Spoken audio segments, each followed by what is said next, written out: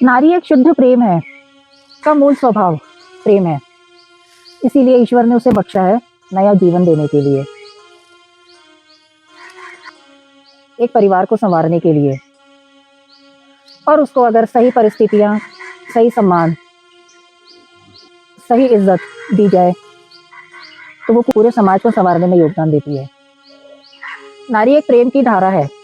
जब उसको प्रेम मिलता है तो वो झरने की तरह आपको भी प्रेम देती है, लेकिन उसको खुद को संभालना भी आता है। जब उसको उपेक्षा, तिरस्कार और धोखे मिलते हैं तो वो तूफान भी बन जाती है। वो आपके सामने रोएगी, गिड़गिड़ाएगी नहीं, उसको अपने को संभालना आता है, क्योंकि पूरा ब्रह्मांड उसके अंदर बसा हुआ है। नारी सिर्फ एक शब्द नहीं, एक भावना नहीं, एक विचार नहीं, उसके अंदर पूरा ब्रह्मांड बसा हुआ है। वो बड़ी रहस्यपूर्ण है, उसको समझना बड़ा ही कठिन है।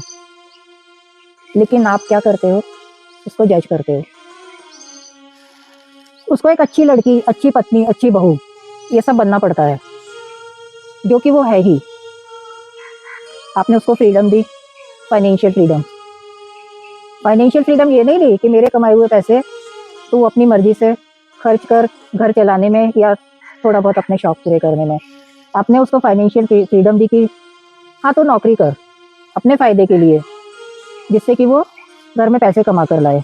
और फिर उसके बाद आप उसको जज करते हो, उसके ऊपर निगाह रखते हो कि वो कैसे कपड़े पहनकर ऑफिस जा रही है। ऑफिस के किसी कलीग से बात तो नहीं कर रही, उसका फोन आप चोरी छुपे चेक करते हो। घर की और महिलाएं जो खुद हमेशा दबी कुचली रही हों, उनको उसके पैसे तो अच्छे लगते हैं, लेकिन उसके बाहर जाने से बड़ी उन्हें समस्या होती है। अगर वो घर के काम में कभी हाथ भी बटा रही होती हैं तो उसके ऑफिस जाते ही वो घर का काम भी करना छोड़ देती हैं, जिससे कि वो ऑफिस से आके फिर घर में पिसे।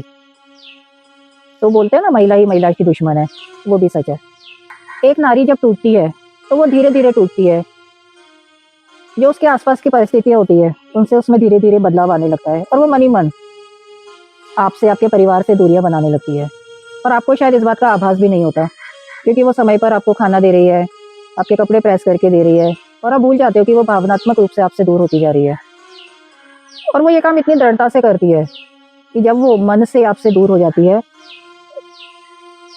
तो वो बहस या लड़ाई की भी कोई गुंजाइश नहीं रखती। वो आपसे आर्ग्यूमेंट्स भी नहीं करना चाहती फिर, और अपने आप को एक नए रोल में, जो कि आपके बिना होगा, जीने लगती है, और जिसको वो बाद में साकार भी करती है। नारी को समझने के लिए एक संवेदनशील हृदय चाहिए, क्योंकि वो एक ऐसी प्रेम की धारा है जिसको आपने अगर प्रेम दिया तो वो दुगनी नहीं होगी, वो इनफाइनाइट होगी, अनंत प्रेम आपको देगी। लेकिन अगर आपने उसको धोखा, छल, कपट, उपेक्षा, तिरस्कार दिया तो फिर वो तूफान बन के सब कुछ तहस नहस भी करना उसको आता है। ईश्वर की इस अनुपम कृति की आपको रक्षा नहीं करनी है, बल्कि आपको सम्मान करना है। उसको जज नहीं करना, बल्कि बराबरी का दर्जा देना है।